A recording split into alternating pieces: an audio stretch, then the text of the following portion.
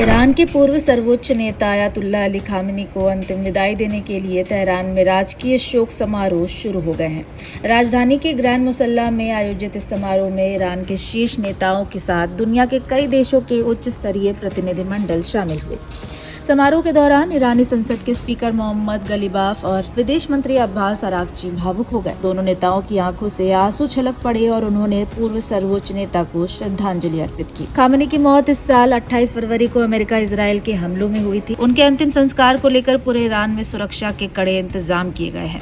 मोहम्मद सादेक मुतामदियन ने कहा कि शहीद नेता की विदाई और अंतिम यात्रा के दौरान सुरक्षा और हिफाजत के सबसे उच्च स्तर के इंतजाम किए जाएंगे। ईरानी विदेश मंत्रालय के प्रवक्ता इस्माइल बघाई ने बताया कि समारोह में पड़ोसी देशों सहित कई देशों के प्रतिनिधिमंडल शामिल होंगे। उनके अनुसार कम से कम 8 देशों के राष्ट्रपति या प्रधानमंत्री स्तर के नेता और 12 देशों के संसद अध्यक्ष इस समारोह में शामिल हो रहे हैं।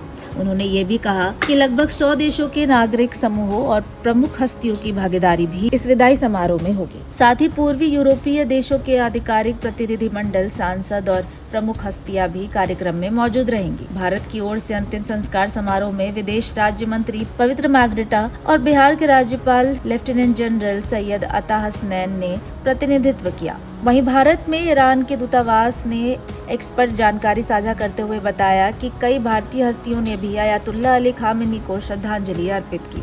दूतावास की ओर से साझा तस्वीर में पीपल्स डेमोक्रेटिक पार्टी के अध्यक्ष महबूबा मुफ्ती, कांग्रेस नेता सलमान खुर्शीद और अन्य लोग शामिल थे। रूस की ओर से सुरक्षा परिषद के डिप्टी चेयरमैन दिमित्री मेदवेदेव भी अंतिम संस्कार की रस्मों में शामिल होने के लिए तेहरान पहुंचे। रूस के विदेश मंत्रालय ने एक्स पर पोस्ट कर इसकी जानकारी दी। एक रिपोर्ट के अनुसार तेहरान के ग्रैंड मुसल्ला में आयोजित इस गंभीर समारोह में ईरान के राष्ट्रपति मसूद पेजेश्कियन, संसद अध्यक्ष मोहम्मद बाकर गलीबाफ, न्यायपालिका प्रमुख गोलम हुसैन मोहसेनी अजेई और एक्सपेंडियंसी काउंसिल के अध्यक्ष अयातुल्लाह सादेक अमोली लारिजानी सहित देश के वरिष्ठ नेता मौजूद रहे। ईरानी विदेश मंत्रालय ने स्पष्ट किया कि जिन यूरोपीय देशों ने ईरान के खिलाफ इजराइल और अमेरिका की सैन्य कार्रवाई का आधिकारिक समर्थन किया था, उन्हें इस समारोह में आमंत्रित नहीं किया गया है। ईरानी अधिकारियों के अनुसार यह खामेनी की मौत के बाद देश में आयोजित सबसे बड़े अंतर्राष्ट्रीय जमावड़ों में से एक है। अनुमान है कि कई दिनों तक चलने वाले अंतिम संस्कार कार्यक्रम में 1.5 से 2 करोड़ लोग